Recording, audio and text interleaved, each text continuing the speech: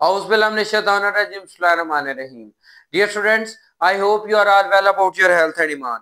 I am Professor Dr. Mirza Mohammad Akmal Nadeem, your computer teacher. Dear students, साबर से इन्फोबाइट के platform से हम लोग इंटरमीडिएट पार्ट 1 का जो syllabus new edition 2025 computer science के हवाले से पीटीपी की तरफ से है, हम उसको डिस्कस कर रहे हैं, जिसके अंदर जो है वो हमने यूनिट नंबर 8 स्टार्ट किया हुआ है, जो कि हमारा online research and digital literacy के रिलेटेड है। उसके अंदर आज हमारा जो टॉपिक है बेटा वो है यूटिलाइजेशन और यूटिलाइजिंग द डिजिटल रिसोर्सेज, कि हम डिजिटल रिसोर्सेज को किस तरह इस्तेमाल कर सकते हैं। जिस तरह आप बेटा जानते हैं कि ऑनलाइन रिसर्च और डिजिटल लिटरेसी जो है वो बेसिकली क्या है कि हमने ऑनलाइन डिफरेंट टेक्नोलॉजीज को इस्तेमाल करते हुए, लाइक हम लोग कंप्यूटर को, मोबाइल फोन को, इंटरनेट को इस्तेमाल करते हुए मुख्तलिफ किस्म के जो है वो हम लोग जो सर्च कर सकते हैं, मटेरियल सर्च कर सकते हैं, एजुकेशन हासिल कर सकते हैं और बहुत सारी चीजें जो है वो हम कर सकते हैं। तो बेटा आज के टॉपिक की तरफ आने से पहले मैं आप लोगों से कहूँगा, अगर आपने चैनल को सब्सक्राइब नहीं किया तो लाजमी तौर पे सब्सक्राइब कर लें और बेल आइकन पे क्लिक कर लें ताकि आने वाली वीडियोस आप तक पहुंचती रहें। तो बेटा यूटिलाइजिंग द डिजिटल रिसोर्सेज क्या है? Utilising digital resources means effectively using the tools and information available on internet to support your work or learning, कि आपके काम और जो लर्निंग यानी कि पढ़ना या पढ़ाना दोनों कामों के लिए जो है वो आपने जितनी भी इंटरनेट के ऊपर जो सोर्सेज या सपोर्ट मौजूद है उनको इफेक्टिवली कैसे इस्तेमाल करना है, कैसे उनको इस्तेमाल करके हम अपनी जो है वो बेहतर बना सकते हैं, जो अपनी टेक्निक्स हैं या फिर जो हमारा लर्निंग मेथड है या फिर हम कह सकते हैं जो हमारा टीचिंग मेथड है या फिर हम कह सकते हैं कि जो हमें डिफरेंट टाइप की सर्चिंग मटेरियल चाहिए वो सारे के सारे हम इफेक्टिवली कैसे हासिल कर सकते हैं। इस टॉपिक के अंदर हम लोग इसको डिस्कस करेंगे।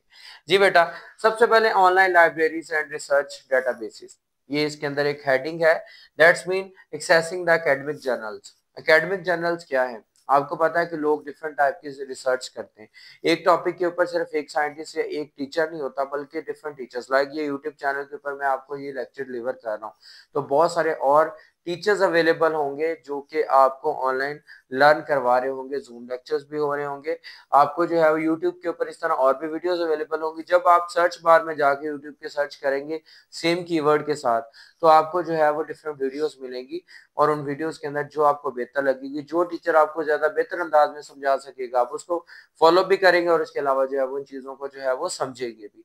सेम इसी तरह अगर आप किसी भी प्लेटफॉर्म के ऊपर चले जाएं, कोई भी लर्निंग प्लेटफॉर्म है, वहां पे जाके आप चीजों को ढूंढते हैं, उनमें से बहुत सारी सजेशन आपको मिलती हैं। तो सेम है जर्नल्स क्या होते हैं कि लोग जो है आपको पता है कि लिटरेचर जो है वो क्रिएट करते हैं, एक टॉपिक के ऊपर डिफरेंट रिसर्च होती है, उसके ऊपर डिफरेंट लोग लिखते हैं, कोई इंसिडेंट हो जाता है तो उसके ऊपर भी लोग डिफरेंटली लिखते हैं, हर एक की राय डिफरेंट होती है। हम उन सबको पढ़ के फिर अपने जेन से जो है वो कि कैसा जो है वो वे बनाते हैं जिसके थ्रू जो है वो उसको अच्छी तरह से हम लोग जो है वो अपनी एक्सप्लेन फॉर्म में ले आते हैं। ठीक है बेटा, उसके बाद इसके अंदर जो चीजें आती हैं जर्नल, जो जब हम लोग जो है वो असेसिंग एकेडमिक जर्नल्स की बात करते हैं तो सबसे पहले टेक्स्ट बेस्ड रिसोर्सेज।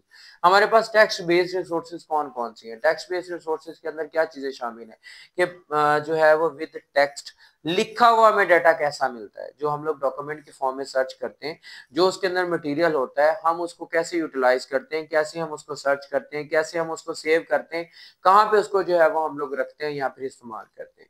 ठीक है बेटा, जैसे कि हम पे वर्ड की डॉक्यूमेंट आ गई, नोटपैड की डॉक्यूमेंट आ गई, या फिर आपके पास कोई पीडीएफ आ गया, आपने उसको प्रिंट आउट फॉर्म में या फिर उसको दूसरों के साथ कैसे शेयर करना, ये सारी चीजें जो है वो हमारी इसके अंदर आ जाती है।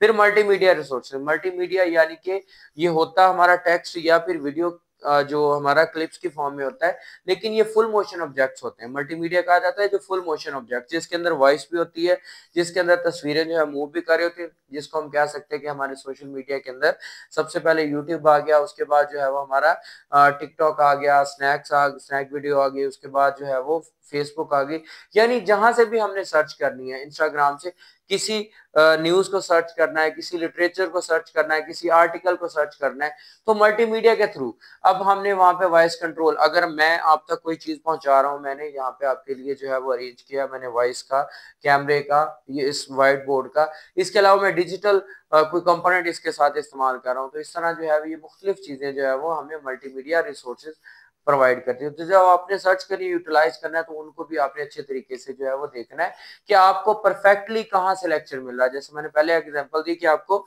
यूट्यूब वीडियो के ऊपर जब आप सेम कीवर्ड से सर्च करेंगे तो आपको जो आज जैसे ये वाला लेक्चर है तो वो डिफरेंट टाइप के टीचर्स का लेक्चर मिल सकता है, तो उनमें से जो आपको बेहतर लगता है आप वो सुनते हैं। Social and professional network, social and professional network, हम लोग सोशल मीडिया के ऊपर बैठ के हम एक अपना नेटवर्क जो है वो जनरेट करते हैं, लाइक दैट कि हम लोग अपनी कम्युनिटी बनाते हैं। हम उन लोगों से बात करना चाहते हैं जो सेम हमारे जैसी है, जिनकी आदत है, जिनका सोचने का तरीका है, जो हमारी तरह जो है वो जो पढ़े हैं। लाइक मैं जो कंप्यूटर लिटरेट हूँ या फिर मैं मेडिकल से लिटरेट हूँ, तो मैं मेडिकल के लोगों से या फिर कंप्यूटर लिटरेट लोगों से जो है वो बात करूंगा। सेम इसी तरह जिस सब्जेक्ट से मैं मैटर करूंगा, जो मैं जॉब करता हूँ, वो मेरी कम्युनिटी होगी। एक तो मेरी फ्रेंड कम्युनिटी होगी, दूसरी मेरी वो के जो मेरे अकॉर्डिंग टू बिजनेस या फिर अकॉर्डिंग टू मेरे चॉइस के होगी। तो ये सोशल मीडिया और प्रोफेशनल नेटवर्क के अंदर दोनों चीजें आ जाती है, हम कैसे बिल्ड करते हैं।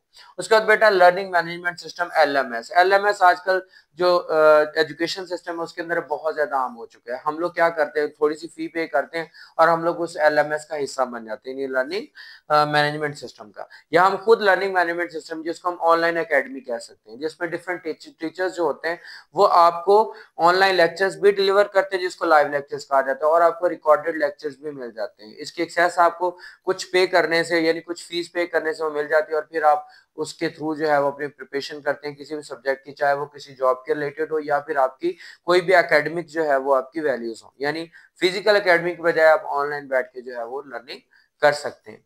उसके बाद बेटा हमारी digital libraries and repositories. Digital library यानी कि वो लाइब्रेरी, लाइक दैट पहले क्या था, हमें बुक्स लाइब्रेरी में मिलती थी, वो प्रिंटेड फॉर्म के अंदर, पेपर फॉर्म में जो है वो अवेलेबल होती थी।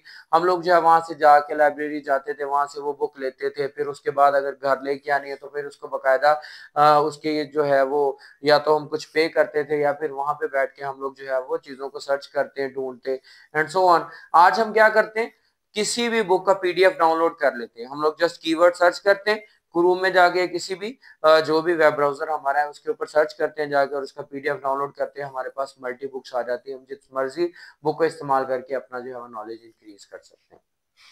ठीक है बेटा। उसके बाद effective navigation and managing digital information. अब ये डिजिटल इंफॉर्मेशन को किस तरह इफेक्टिवली हम नेविगेट यानी दूसरों तक पहुंचा सकते हैं और उसको कैसे मैनेज कर सकते हैं। इसमें सबसे पहले बेटा नेविगेट इफेक्टिवली, कि जब भी हम दूसरों तक इंफॉर्मेशन पहुंचाएं वो इस तरह पहुंचाएं कि वो बिल्कुल प्रॉपर हो, आसानी से लोगों के समझ में आने वाली हो और आसानी से लोग जो है उसको एक्सेस भी कर सकें।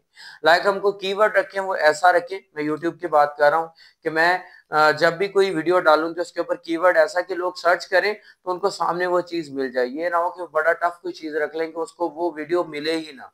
उसके बाद लोग अट्रैक्टिवली थंबनेल को देखते हैं तो थंबनेल ऐसे अरेंज करें। तो आपने इजी वे के अंदर कोई भी एक्सेस देनी है ताकि जो है वो नेविगेशन के थ्रू आप जो अपना मटेरियल है दूसरों तक और दूसरों का मटेरियल आप तक पहुंच सके। जिस तरह आप जो है व्हाट्सएप या फिर फेसबुक के ऊपर दूसरों के साथ चैट करते हैं, तो सिंपल इज दैट, आप व्हाइट एरिया के अंदर अपना जो भी मैसेज है उसको टाइप करते हैं एंड देन सेंड के बटन पे क्लिक करते हैं, वो मैसेज फॉरवर्ड हो जाता है। तो ये सिंपल वे है नेविगेट करने का चीजों को। उसके बाद मैनेज एंड स्टोर। जब आपने डाटा हासिल कर लिया, लाइक दैट आपने जो है वो एक पीडीएफ निकाल लिया, आपको अच्छा लगा, आपने क्या करना है, उसको डाउनलोड करना है। जब डाउनलोड किया अब उसको स्टोर भी करना है। जब आप स्टोर करोगे तो कहाँ पे स्टोर करोगे, अपनी एसटीडी यानी हार्ड डिस्क के अंदर, अपनी यूएसबी के अंदर, अपने कार्ड के अंदर। अगर मोबाइल फोन के अंदर कर रहे हो तो उसकी इंटरनल मेमोरी या फिर कार्ड के अंदर आप उसको स्टोर करोगे, या फिर क्लाउड स्टोरेज का इस्तेमाल करोगे। और आपको पता है कि क्लाउड स्टोरेज आपको ऑनलाइन स्टोरेज मिलता है जिसके अंदर आप जो है वो डाटे को स्टोर करते हो, लाइक दैट के आपके पास वो जिस तरह फिजिकली हार्ड डिस्क होती है इसी तरह आपके पास ऑनलाइन जो है वो अवेलेबल होता है डाटा। उसके बाद बेटा हमारे पास इवेलुएट द रिलायबिलिटी। अब आपने जो है वो रिलायबल काबिल एतमाद डाटा, अब जैसे कि न्यूज की बात कर लेते हैं, बहुत सारी आजकल फेक न्यूज़ भी होती है किसी भी चीज के बारे में। हम तब कोई रिलायबल चीज जो है वो इफेक्टिवली सर्च कर सकते हैं जब हम लोग अच्छी तरह से जानते हो कि ये बंदा जो हमें इन्फॉर्मेशन देगा वो बिल्कुल ठीक देगा। आप ऐसे कम्युनिटी ग्रुप्स ज्वाइन करें, आप ऐसे न्यूज चैनल ग्रुप्स ज्वाइन करें जिनके ऊपर आपको पता चले कि ये जितनी भी न्यूज़ेस हैं ये रियल हैं और ये फेक नहीं है। उसको बहुत सारे आजकल डिजिटल वे के थ्रू जो है इफेक्टिवली ऐसे मेथड आ चुके हैं जिनके थ्रू हम चेक कर सकते हैं कि ये अथेंटिक है या नहीं अथेंटिक, इस पे हम अमल करें या ना करें। तो इवेल्युएट रिलायबिलिटी यानी कि हमने खुद देखना है कि रिलायबल चीज कौन सी है। यानी जैसे कि वीडियो शॉर्ट करके देखनी है कौन सी वीडियो हमें अच्छी तरह से पसंद है, इसी तरह कोई टेक्स्ट फॉर्म के अंदर डाटा हो, मल्टीमीडिया फॉर्म के अंदर डाटा हो, किसी भी शक्ल में डाटा, हमने देखना है कौन सा रिलायबल है, काबिल एतमाद है। उसके बाद रहता है use the ethical and the secure methods for information. Information के लिए हमने एथिकल और सिक्योर मेथड इस्तेमाल करें। एथिकल वो चीजें होती हैं जो रूल्स एंड रेगुलेशन, वो मुआशरे के लिहाज से भी, मुआशरती मजहब के लिहाज से भी, हर तरह से वो एथिक्स क्या होते हैं कि हमने चीजों को देखना है उसके स्टैंडर्ड पे जा कि क्या ये according to rules and regulation जो मुआशरे के बने हुए हैं या इंसानियत के बने उनके ऊपर पूरा उतरते हैं। क्या इसकी वजह से किसी को नुकसान तो नहीं होगा, या हमें तो नहीं इसकी वजह से नुकसान होगा। लाइक आजकल स्कैमर्स बहुत सारे स्कैम करते हैं, आपको जो है डिफरेंट टाइप की जो है वो ट्रिक्स के थ्रू जो है वो स्कैम के करके आपको नुकसान पहुंचाते हैं। तो ऐसी एबिलिटी ना खुद अपने थ्रू या कोई काम ऐसा करें, ना फिर किसी के झांसे में आए या फिर ऐसा काम अपने साथ होने दें। और जो इसके अंदर जो इन्फॉर्मेशन आपके लिए उसको सिक्योरली वे से दूसरों तक पहुंचाए, यानी उसमें इनक्रिप्ट करके, ये ना हो कि कोई उसको चेंज करके अपडेट करके आपके कंटेंट ही को चेंज करके किसी दूसरे को बताए, लेकिन उसको लगे कि आप इन्फॉर्मेशन पहुंचा रहे हैं लेकिन वो फेक बन जाए। तो आपने जब भी कोई भी इंफॉर्मेशन जो है वो दूसरों तक पहुंचानी है तो उसको एक सीक्रेट वे से एक अच्छे अंदाज में पहुंचानी है, और कोशिश करें ज्यादा से ज्यादा सर्च करके हर चीजों के ऊपर उनको दूसरों तक पहुंचाए। ठीक है बेटा। तो ये थे हमारी यूटिलाइजिंग डिजिटल रिसोर्सेज के, डिजिटल रिसोर्सेज को हम किस तरह अच्छे अंदाज में इस्तेमाल कर सकते हैं, किस तरह उसके अंदर अच्छी चीजें जो है वो ला सकते हैं, अच्छी चीजों को स्टोर कर सकते हैं, अच्छी चीजों को दूसरों तक पहुंचा सकते हैं। तो बेटा उम्मीद करता हूँ आपको ये टॉपिक अच्छी तरह समझ आ चुका होगा। फिर